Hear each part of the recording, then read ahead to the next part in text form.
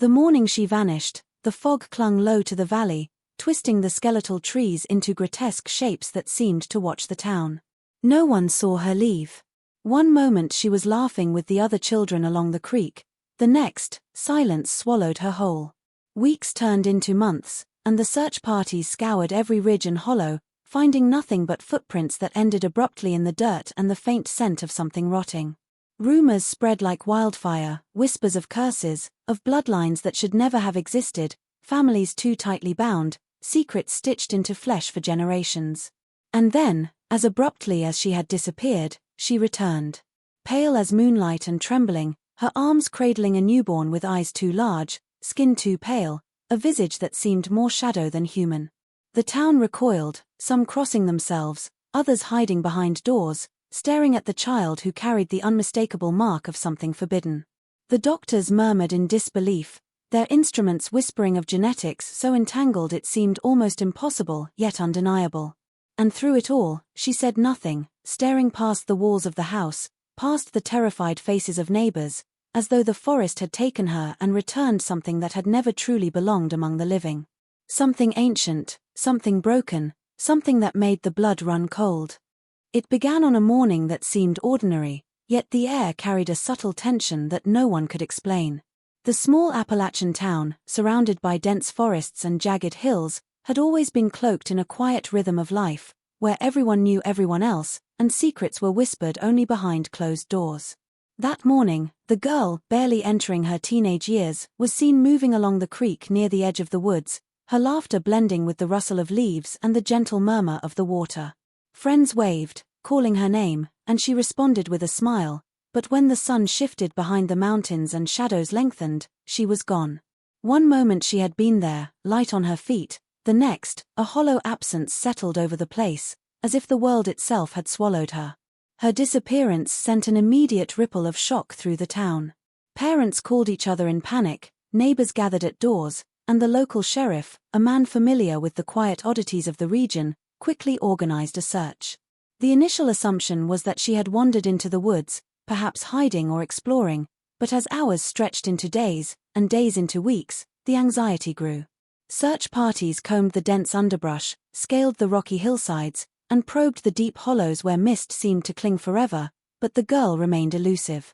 No footprints led beyond the last point she was seen, no discarded belongings hinted at her route, and the dogs, skilled at picking up human scent, faltered as if the trail had been erased. The locals began to murmur about the strange, long-standing reputation of the area, a place where families were rumored to guard terrible secrets, and where the boundaries between safety and danger were porous. Some swore they had glimpsed shadows moving unnaturally among the trees, or heard faint, sorrowful cries carried on the wind, but skeptics dismissed these as the overactive imaginations of worried minds. The girl's family, meanwhile, were trapped in a growing despair, oscillating between hope and fear, their nights filled with empty expectations and the hollow echo of unanswered questions. As the days turned into weeks, the town's collective unease deepened, a lingering dread that perhaps her disappearance was not a simple wandering or accident.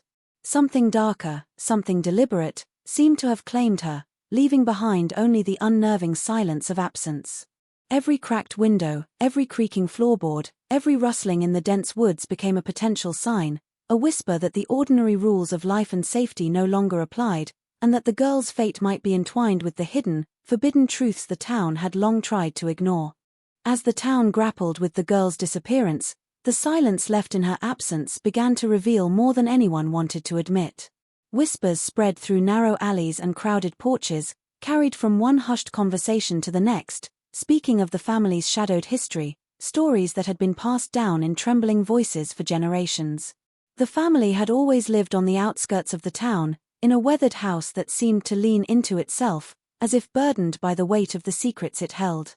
Neighbors recalled seeing relatives drift in and out at odd hours, strangers whose faces seemed vaguely familiar, almost too familiar, as though the lines of blood and family had grown tangled over time. Rumors spoke of marriages that should never have occurred, unions within the same bloodline, and children born under circumstances that the town preferred to pretend didn't exist. Some old-timers muttered about unreported pregnancies, of mothers and daughters and uncles and cousins bound together in relationships that the outside world would never condone. These were stories the townsfolk had learned to keep locked away, shared only when the fire burned low and the shadows in the corners seemed long enough to carry confessions. But now, with the girl gone, those whispered histories resurfaced with a sharp edge, as though the very act of her disappearance had awakened them. People began to speak in fragments, cautious of being overheard, yet unable to resist connecting her vanishing to the family's obscure and tangled lineage. The forest itself seemed complicit, a living witness to the secrets that had been woven into the family's bloodline for generations. Some said they could feel eyes watching from the shadows of the trees, a subtle acknowledgement of lives intertwined too closely, a warning that the past had not yet released its grip. Even the children who once played along the creek began to avoid that area, drawn by an unspoken sense of unease that even they could not name. The town's collective memory, usually dulled by time and habit, sharpened in the face of uncertainty.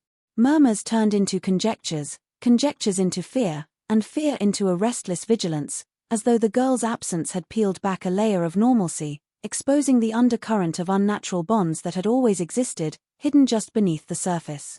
The more the townsfolk remembered, the more they realized that the family's story was not merely a tale of isolation, but one of repeated cycles, of patterns hidden in plain sight, and of dark truths carefully buried under generations of silence. The realization settled over the community like a cold, unrelenting fog, and the thought that the girl's appearance could be connected to these whispered histories made every creaking floorboard and shifting shadow in the house feel ominous and alive. The town mobilized quickly after the girl's disappearance, as if the act of searching might somehow reclaim the normalcy that had been shattered. Volunteers from every corner of the community formed search parties, their boots sinking into the mud of hidden trails, their hands brushing against brambles and thorny undergrowth, eyes scanning every shadowy nook of the forest. They called her name repeatedly, their voices bouncing off the hills and cliffs, but each echo returned with emptiness, an eerie reminder that she was nowhere to be found. The sheriff organized systematic sweeps, marking grids on maps, noting every hollow and ridge where a person could hide or a child could wander off, but the trails seemed to vanish like smoke. Dogs, trained to follow human scent, strained at their leashes, noses twitching and muscles coiled, yet even they could not find the faintest trace beyond the creek where she had last been seen. Days turned into weeks, and the forest yielded nothing but broken twigs, scattered leaves, and the occasional animal tracks that only deepened the mystery. Volunteers began to whisper among themselves, suggesting that perhaps she had been taken, or that she had wandered into some unseen crevice of the woods, a place known only to shadows and time. Tension rose in the small town as frustration mounted. Every search seemed to lead to more questions than answers. Parents who had initially believed she might be hiding in some innocent mischief began to fear the worst, their minds turning over every rumor, every fragment of local legend about disappearances and strange happenings in the surrounding hills. Some older residents recalled similar events from decades prior, strange vanishings that had never been explained, the kind of incidents that the town collectively forgot but never quite stopped fearing. Each night, searchers returned with empty hands, staring at the darkening forest, listening to the wind whisper through the trees as if mocking their efforts. Occasionally, someone would report glimpsing a fleeting figure, just at the edge of vision, always gone before it could be approached. The more fruitless the searches became, the more the town's unease festered, leaving a residue of suspicion and dread. Even when daylight broke, revealing the familiar contours of the mountains and valleys, the emptiness where she should have been felt palpable, a void that no amount of calling or walking could fill. The relentless failure of the search parties began to make people question their own senses, as if the forest itself conspired to erase her presence, to hide her from the world, leaving behind only uncertainty, fear, and the gnawing realization that whatever had claimed her did so with a cunning that no human effort could match, and that the answers they sought might be tied to truths too dark for anyone to speak aloud. As the days stretched into weeks, the town began to notice an unsettling change in the rhythm of life. The forest that had always been a backdrop to daily routines seemed to take on a different character, as if her absence had shifted the balance of the world around them. The usual sounds, the rustling of leaves, the chirping of birds, the distant crow of roosters, grew sporadic, interrupted by moments of heavy, unnatural stillness. People walking along familiar paths reported hearing faint whispers carried on the wind, voices that seemed almost human but dissolved when anyone tried to locate their source. Doors that had once creaked in the comfort of an old house now seemed to groan with a kind of deliberate malice, and shadows in the corners of rooms lingered longer than they should have, stretching and twisting as if alive. At night, the silence became suffocating. Windows rattled without reason, footsteps echoed across empty hallways, and distant cries, sometimes muffled, sometimes sharp, pierced the darkness. Children refused to play near the creek or wander toward the woods, clutching at their parents' hands with wide eyes, insisting that she is still out there. Even the adults, rational and grounded, felt a persistent unease, a creeping dread that the forest itself was aware of something they could not see. Locals began to speculate that her disappearance had awakened something dormant, something connected to the long-hidden secrets of her family. Some elders murmured that certain houses and lands in the area were cursed, and that children born within particular bloodlines carried with them shadows from the past. These stories, once dismissed as superstition, now gained weight, as the unexplained phenomena seemed too deliberate, too coordinated to be random. At times, the town felt as though it were holding its breath, waiting for the forest to release whatever had taken her, yet nothing came. Nights stretched longer than normal, and a subtle malaise settled over the streets and alleys. People reported feeling watched even in the safety of their homes, a sensation of eyes tracing their movements from just beyond the trees, from spaces where nothing should exist. The more they tried to rationalize these experiences, the more the unease deepened, a gnawing certainty that her absence was not merely physical but something that had shifted the very atmosphere of the town. The ordinary, predictable life of the community, the rhythm of chores, school, and work, was punctured by a pervasive, oppressive stillness, an invisible pressure that seemed to press upon the mind and soul. Every creak, every rustle, every flicker of movement became laden with meaning, a reminder that she was gone, and that whatever force had claimed her had left behind more than just an empty space. It had left a silence that was alive, watchful, and impossibly patient. Exactly 9 months after she vanished, the girl returned. It was a late afternoon when she appeared on the outskirts of the town, walking slowly along the familiar path from the forest, her steps hesitant, almost ghostly. Her hair was matted and tangled, her clothes worn and stained, and a pallor hung over her skin that made her seem fragile, otherworldly, as though she had been carried somewhere beyond time itself. In her arms, cradled with an instinctive tenderness, was a newborn child, tiny, delicate, and yet with features that were at once striking and deeply unsettling. The townspeople froze as they caught sight of her, unable to immediately process the shock of her return, their minds racing with questions. How had she survived the forest for 9 months? Where had she been, and why had no one heard or seen her during that time? And most disturbingly, whose child was she carrying? The girl's eyes, wide and unblinking, avoided every familiar face. She seemed trapped in a world of her own, a place that none of them could reach, her gaze fixed somewhere beyond the houses and streets, perhaps to the depths of the forest that had taken her. As she moved through the streets, whispers erupted from every doorway. Mothers clutched their children, men crossed themselves, and neighbors exchanged nervous glances, the weight of fear settling over them like a thick fog. The child in her arms was not ordinary. Its skin had a strange, almost unnatural tone, and its eyes, large and dark, seemed to reflect something ancient and secretive. Even the local doctor, summoned immediately, recoiled at the sight, his professional composure shaken by the appearance of features so unusually pronounced, so markedly inherited, that they hinted at a lineage both confined and twisted. The return sparked a cascade of rumors almost immediately, as speculation about the family's dark history collided with the undeniable proof before them. A child born under circumstances that no one in the town had seen before, a child whose very existence suggested the continuation of secrets long thought buried. The girl remained silent, her lips tight, her expression vacant, and the townspeople began to sense that whatever had happened during those 9 months was beyond comprehension. The forest seemed to exhale around her, as if releasing its hold, and yet the sense of unease only deepened. She had come back, yes, but not simply as herself. She had returned carrying a fragment of something forbidden, something that had been shaped in hidden spaces, away from the eyes of the world, something that would force the town to confront truths it had spent generations trying to ignore, and questions that would gnaw at the mind long after the initial shock had faded. The girl's return sent shockwaves through the town, a ripple of disbelief, fear, and whispered horror that seemed to touch every home and street. People could hardly process what they were seeing, a childless girl gone for 9 months, now carrying an infant whose very existence challenged reason and morality. Doors banged shut as neighbors peeked through curtains, eyes wide with a mixture of curiosity and dread. Families huddled together, speaking in low, frantic tones about what it could mean, their imaginations filling the gaps with increasingly grim possibilities. The child's appearance was unsettling in ways that no one could immediately articulate. Its features were unusually sharp, too symmetrical in an unnatural way, and its eyes, dark and intense, seemed to hold a knowledge far beyond its age. Even the simplest observation, the color of its hair, the shape of its fingers, seemed to suggest something hidden, a lineage that had been forced to twist and fold back on itself over generations. Rumors spread like wildfire. Some claimed the girl had been taken by forces unknown and that the child was a product of dark rituals.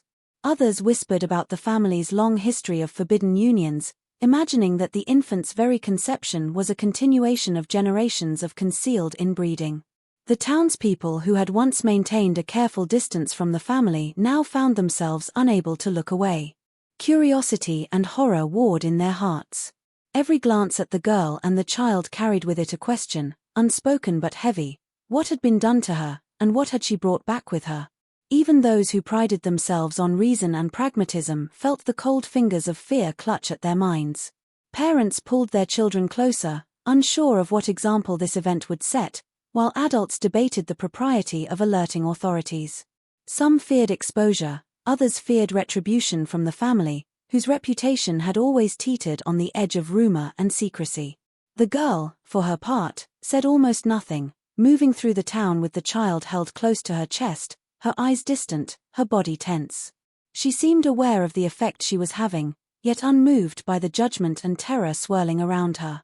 The infant, meanwhile, remained quiet, its gaze piercing and unsettling, seeming to reflect the very history and darkness from which it had emerged. Every encounter with them felt charged, a collision between normal life and something the town could not name or fully understand. The shock was not fleeting, it lodged itself into the consciousness of the community, twisting everyday interactions with unease.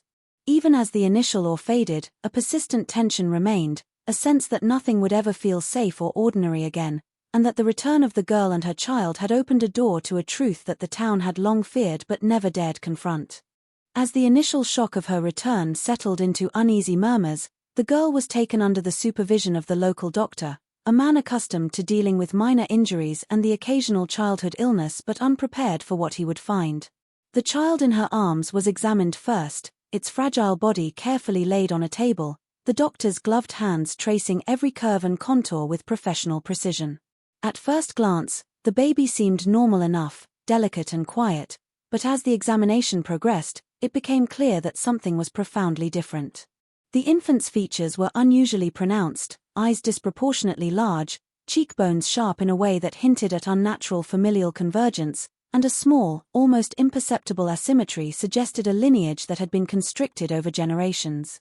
The doctor called in a pediatric specialist, and together they ran a series of tests, blood work, genetic screens, and DNA analyses, methods that were supposed to confirm the ordinary.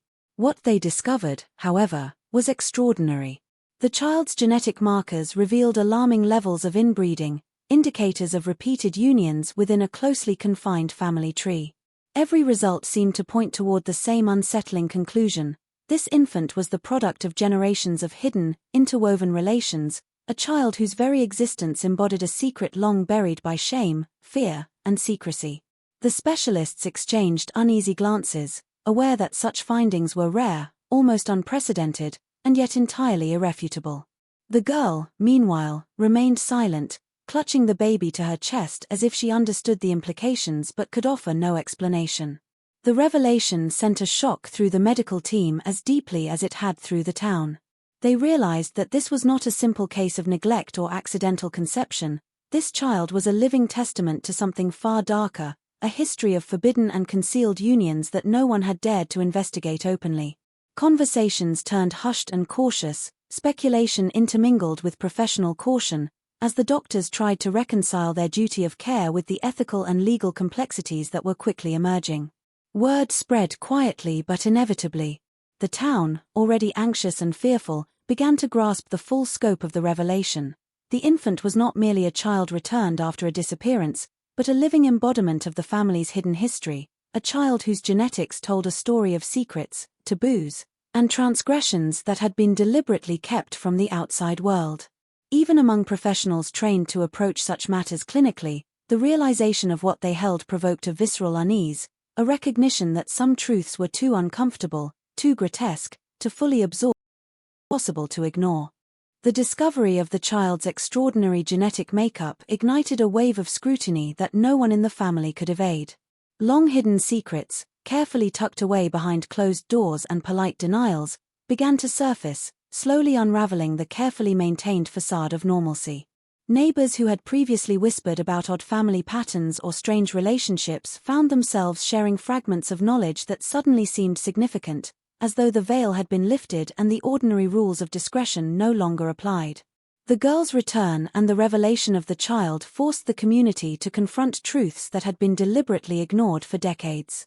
Investigations uncovered a lineage riddled with concealed unions, marriages between relatives that had been quietly sanctioned to preserve land, wealth, or the continuity of the family name. Old diaries, letters, and faded photographs revealed a pattern repeating across generations: fathers marrying distant cousins, children born in secrecy, relationships so tightly bound that the boundaries of kinship became nearly impossible to trace. Each revelation added a layer of horror to the town's understanding of the girl's disappearance and the child's conception. It was not merely an isolated incident but the culmination of decades of deliberate concealment, a cycle of behavior that had been normalized within the family while remaining grotesque and incomprehensible to outsiders.